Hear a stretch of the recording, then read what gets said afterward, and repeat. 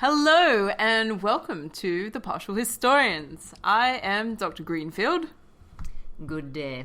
I am Dr. Aediles. In the house. Welcome. Thank you. So we have been looking at the history of Rome from the founding of the city. Indeed. An exciting time. I like it. It's been quite a roller coaster. Oh, so far. And we're deep in the 490s BC. Oh yeah, we're just steaming ahead.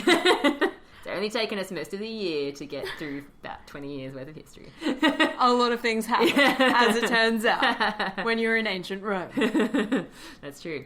So, last time we started looking at, we're still really talking about this clash between patrician and plebeian. And we're kind of going to be, our starring role for the next couple of episodes is going to be going to a man called Coriolanus. Yeah, Come on down. What a gentleman. Yeah. A patrician, a guy who's amazing on the battlefield.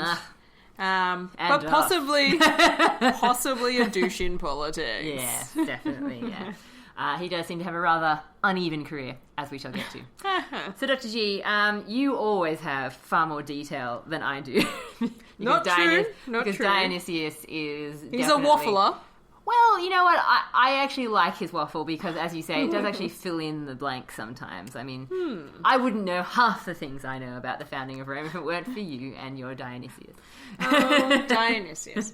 He does have some interesting things to say. Yeah. And I want to backtrack a little bit on a couple of things that, for me, specialising in religion and stuff like that, I always find interesting. Please do, because I don't know much about the religious side of things. Yeah. So, in the previous episode, yeah, I talked about how the Romans and the Latins came to a peace agreement. Oh yes, that's right. Yes. Massive treaty. The one that shall stand for as long as time is happening around us. Yes, for as long as heaven is where it is and the earth is where it is, we shall be friends. This was intense. And there's oaths and the sacrificial victims and stuff like that. And they also dedicate some temples. Right. So that's exciting. Or they actually finish some temples that had previously been dedicated. And they're like, ta-da! Stuff is being done. Our friendship is now commemorated in stone. Forever and forever. Yeah. So we have these important moments. And it's useful at this point because Dionysius also tells us about the nature of the sacrifices and the games that are going to be performed at the new expanded Latin festival, which is now going for 3 whole days. The new and improved. We are now so friends with the Latins. We need an extra day to celebrate how great we are. We want to hang out more and get to know you better. It's going to be so cool. You should totally come. So, at this moment, according to Dionysius, we start to see the development of the magistracy that will eventually become the aedileship. Right, okay, yeah. Which is traditionally connected with the plebeians. Yeah, because it's kind of one of the lower offices, isn't it? Yeah, it's sort of like your entry rank position. Yeah, it becomes one of those stepping stone positions. Yeah, you know, cursus honorum, gotta do my time. Oh, you're an aedile. Oh, I see. But maybe one day you'll be consul. Yeah, and you're basically in charge of like making sure festivals run properly and games happen and things are funded properly. I imagine they actually would have taken a lot of organising. They would have taken a lot of organising. Yeah. You've got to be a good party planner. Yeah. Probably good at PR. Yeah, the HR of the of antiquity. Look, you know, a bit, yeah. Yeah. You know, organising people here, organising people there. Yeah. And also, like, pulling some sweet deals with bags of money to make sure that everybody's having a good time. True, very true. So, yeah. An interesting role, but it emerges, funnily enough, from the tribune of the plebs. Yes, do tell how this happens. Yeah. So it turns out that the tribune of the plebs, this position that's created on the plebeians' insistence that they have some representatives in government. No taxation without representation, guys. Yeah. You know, like, you want to screw us over, you have to go through that guy. And his body is sacred. Yeah. So be careful. Every time we say that word, I just think of the Monty Python song. I'm sorry. Yeah. And so the tribune of the plebs is like, I need some assistance here. Yeah. You know, with this role, you know, because anybody can approach the tribune of the plebs and request assistance in some way. I imagine he's quite a busy dude. Yeah. But he has to be physically present when these people are approaching. So exactly. he's walking around and like his day to day is totally interrupted by people. They're like, Excuse me. Excuse me, I've got a problem. Can you please intercede? I need you to intercede, but I need you to intercede. Yeah, and he's essentially like, look, I really need a personal assistant. Yeah.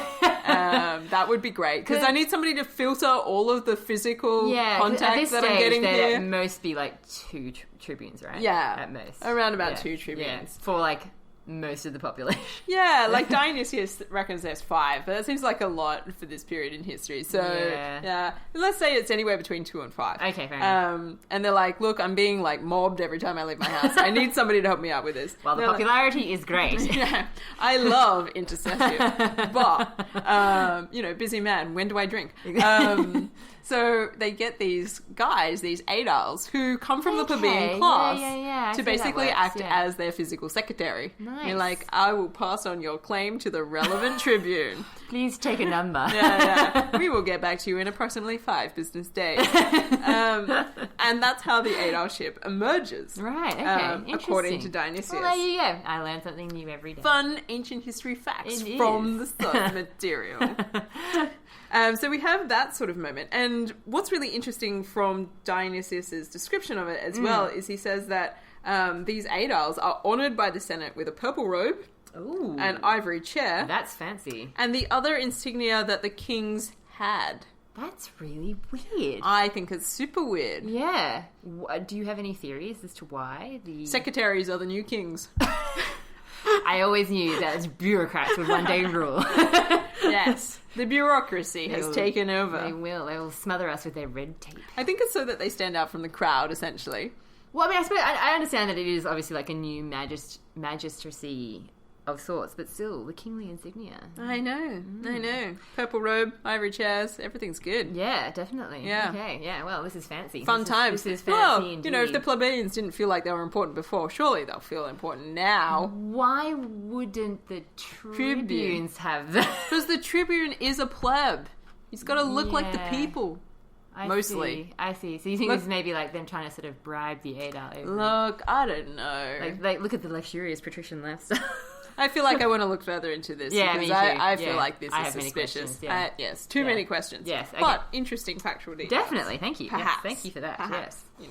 Maybe they just saw the stuff in like their storage and they're like, we should really get this stuff out. Like, what's the point of having it if we don't use it? Like, this is a real shame. Exactly. You know what they say? If you haven't worn it in a year, get rid of it. Wow, that happens with all the magistracies, doesn't it? Fiona's fashion fix, yeah. Throwing away the consular toga because not doing it anymore, guys. Another interesting religious aspect of this sort of thing is when we have the conclusion of the peace between the plebeians and the patricians after the first secession. Right, yeah. We have this all consecrated religiously as well through the Roman fetiales. Now the fetiales, I believe we've talked about briefly before. Yeah. Please refresh my memory. Oh no, what do you recall? Aren't they the guys we were talking about who do the war declarations? Yeah. And they have to do the whole Jupiter's my witness. Yes, they always act in pairs. You fail to post things when I ask you to. Yeah. There is about 20 of them. Right, yeah. They are lifetime members. They come from the noble families, so surprise, surprise, they're patricians. Ooh. And they uphold this jus fetiale, the sacred aspect of judicial relations between the peoples. Yeah. So when this peace between the plebeians and the patricians comes about, they need to be there to do some things. Right. Okay. So that, I think, is really... So they have PC type stuff as well as war stuff. Yeah, PC type stuff, war-y type stuff. Yeah. Super technical terms, guys. I hope you're getting these down. Note it down for posterity. It's going to be important. I'm so glad I have a PhD. Look, you've got to be able to relay your expert information to any audience. That's part of the deal. The fetiales are involved with this. And so this is ratified religiously, not just politically. I just wanted to emphasize that because this is a huge moment for the Romans. And as we saw from the previous episode, this peace between the plebeians and the patricians doesn't last long. Yeah. So is this the first time we've specifically heard about these guys doing this kind of thing? Well, this is the first time we've had a struggle of the orders. Well, yeah. I mean, like with peacekeeping. Is that what it's to do with? I mean, like the. Or commemorating the peace. I don't know how you want to put it. Yeah, like their functions relate to both peace and war. Right. So like it's like recognizing and that it's over, sanctifying states of change. Okay. I get you. Okay. Yeah. Cool. So if you're going from a warlike state to a peace-like state, yes, right. the Fetiales should be there doing some special things. Yeah. And likewise, the change from peace to war. Okay. Cool. Well, in terms of what I've got up my sleeve, because this is kind of a bit of a piecemeal episode, as in we've got a lot of strings to tie together, I feel. I have a little bit of more of Coriolanus's stuff to talk about. I thought this might be a good time to sort of bring it up. We did give you a little bit of a background to what Coriolanus was all about in terms of the military stuff he's been getting up to last episode. But I did sort of want to talk a little bit about the nature of the source material that we're dealing with Coriolanus, because it is something that we haven't had a lot to do with up to this point, as in Plutarch and his biographies. Okay, so we're not only going to have Livy and Dionysius now, we're going to also have Plutarch. And for those of you who have listened to previous episodes, this might be old news to you, but I'm just going to have to go through it anyway because there might be new listeners, so just deal. Plutarch, as we mentioned, was writing a long time after events, like even longer than Livy and Dionysius by a couple hundred of years. But his point was not so much to write histories as biographies, and this obviously does somewhat alter, I think, the kinds of things that he's going to include in his stories and the kind of information that he finds interesting and relevant for his stories. So we actually do have a little bit about Coriolanus' childhood and things like that, which we wouldn't normally have. Oh, cute. I know. And the other thing is, and again, I think we mentioned this last time, is that Plutarch did not write just like a series of biographies. He wrote what we now call the parallel lives, in that there was sort of like a pairing always between a notable Greek figure and a notable Roman figure. How to make the Romans appeal to a Greek audience. Exactly, yeah. Pair them up with some Greeks. Yeah, and this is something that's been going on for a little while, in that there is a Greek historian who I have no doubt we will come to one day, called Polybius, who was essentially trying to sort of reconcile, I suppose, Greeks and Romans, at that point in time where their histories are really colliding full scale for the first time, because Romans are kind of taking over the world. And Plutarch is kind of doing a similar thing, I think, making the, meshing the cultures together, making sure everyone gets along and understands each other, all that kind of stuff. But most importantly, I think, he generally does obviously pick a pairing that are going to like suit each other. So not just like a random pairing, like you'll do. You're tall and handsome, and you're tall and handsome. Bingo. Enough. Yeah. Yeah. So I suppose I thought it was important to note who Coriolanus is paired with. And can you please say the name, because I've already forgotten how to say it. Say it again. I can never say it. Alcibiades. Alcibiades. I can never say it. I don't know what's wrong with me. Okay, yeah. So he is paired with Alcibiades. Alcibiades. Why can't I say this name? Who's a just rolls off the tongue. He's a notable Greek figure during the Peloponnesian War, which is the war between Athens and Sparta in the late 400s BC. And what Plutarch tends to do is he'll tell their stories, and they're sort of meant to be, well, not meant to be, but you're looking for points of comparison. You're looking for points of comparison. And then at the end, he'd have a comparison, sort of summing up what they're all about. Well, and he's providing a morality aspect to this, and making comments on the way that people have lived their lives and what it might say about our understanding of humankind as a whole. Yeah, definitely. And I think definitely, particularly for this, I mean, sometimes you do sort of look at the comparisons and go, drawing along below. Exactly. Come on. You're running out of people there, Plutarch. But for this one, I actually think he's picked a pretty good parallel for Coriolanus.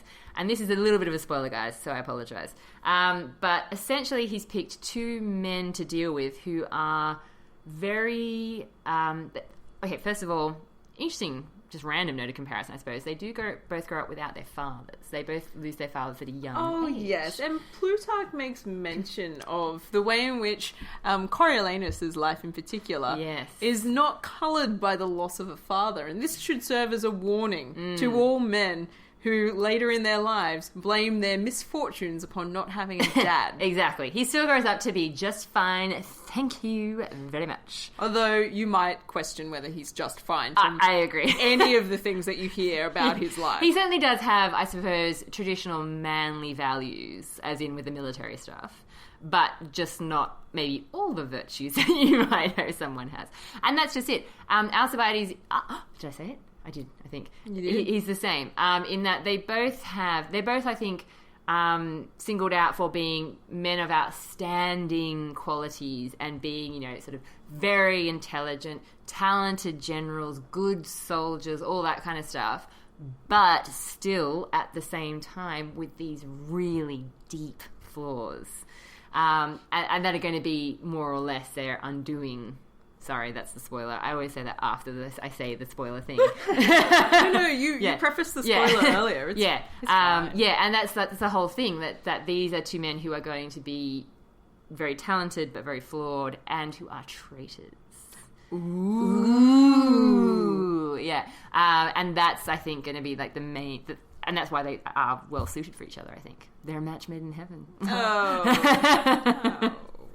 Oh dear. Well, one of the curious details from Plutarch's early part of the life of Coriolanus does focus on this question of valor, this idea of manly virtue. Manly virtues. Which for the Latins would be virtus. Yeah. But it's not rendered quite the same way in the Greek. And this claim that the things that Coriolanus does in his life, the fact the loss of the father propels him to heights of manly virtue, which he feels he needs to provide as demonstration to his mother. Yeah. They do seem to be very close. Yes. Of his capacity to be manly, even given the situation. Yeah, definitely. Absolutely. I mean, they do talk about the fact that his father was apparently awesome. But that losing him at a young age, oh my God, what could happen? He could grow up to be a girl. but that doesn't happen. No, and as we've seen from Coriolanus, even from the little bit that we've seen of him so far, I mean, he's raging in battle, a capacity for perhaps blind courage. Yeah, I mean, he says that even from a boy, when he starts, from a very young age, playing with weapons and that sort of thing, as all children do. And he says that, he basically grows up to have this this idea that he has, this strength of body, which is inflexible and shrinks from no hardship. We're manly men. We're men. I'm just not inviting him to my dinner party. No. Yeah. So definitely all of that. But I think that this is the fatal flaw, I suppose, of his character that we should perhaps maybe signal out now. He has all these manly qualities on the battlefield, but his tendency is to be super, super arrogant. Yeah. Perhaps a little bit too self-reliant. I don't know, on his own good opinion or something. He's certainly got very strong opinions about things. Yes. Whether he perceives it as a weakness to change his mind is anybody's guess, but he certainly doesn't. No, I mean, and this is the thing, and this is I suppose the reason why his arrogance is a big deal is because after all the stuff that we've talked about last time, where he has these victories, he gets his special name, Coriolanus, for the capture of the town, he's had the civic crown awarded to him, you would think this is exactly the kind of guy that the Romans would adore. And yes, certain Romans do. Oh, and definitely. And we see this after the Battle of Corioli. Yeah. I mean, his refusal to accept certain offerings from the consuls in terms of reward really ups the reputation of him as far as most of the soldiers are concerned, because this is a guy who cares more about the actual fighting and the virtue associated with the fight itself, and isn't doing it for the spoils. He's doing it for the right reasons. Yeah, for the glory. Yeah, and that's just it. And so basically, after all this has happened, and there's obviously still a bit of tension in the city, but it's at this point that he decides to go for the consulship, apparently, according to Plutarch's version of things. Well, he is famous now. Yeah, exactly. Yeah, why not? Why not bank on that? Ride that pony all the way to the consulship. Yeah. You see this war horse? Yeah, after all that stuff that we talked about last time about the colony where they sent out, forced to go out, or whatever. After that has happened. he basically is trying to stand for the consulship, and the people feel kind of like, well, maybe we shouldn't be too harsh on this guy. Like, he seems a little bit stuck up, and we're a little bit concerned about his values. Like, he seems very, very patrician. Yeah, like, But, he's very... And he's also, like, a really big advocate for not giving any concessions to the plebeians. Oh, yeah. And this Yeah, is something that we'll get into more detail about later as well. Yeah, definitely. But that really traditional patrician stance that he takes, he's kind of like an Appius Claudius in another skin. He is. Maybe he reminds even, me very much of him, yeah, maybe even further, like the severity of his position, like just don't give the plebeians any concessions on this. It's like they need to know their place. It's not necessarily going to bode too well in a consulship where the city is on the brink of riot. Yeah, well, that's just it. And so, like, at first they're kind of like, well, he didn't take that booty. He's kind of a good guy. Like, you know, I can kind of see the good side to him. I don't know. I don't want to make him angry. Yeah. He's clearly good at killing people. Yeah, exactly. But... And he's you know, he's not afraid to sort of, you know, show off his battle scars. And we've had instances of this before where people, you know, sort of go, strip off. Check this out. I'm a true Roman. Yeah, exactly. So, yeah, he obviously draws attention to, like, the military stuff he's done for the city and that sort of thing.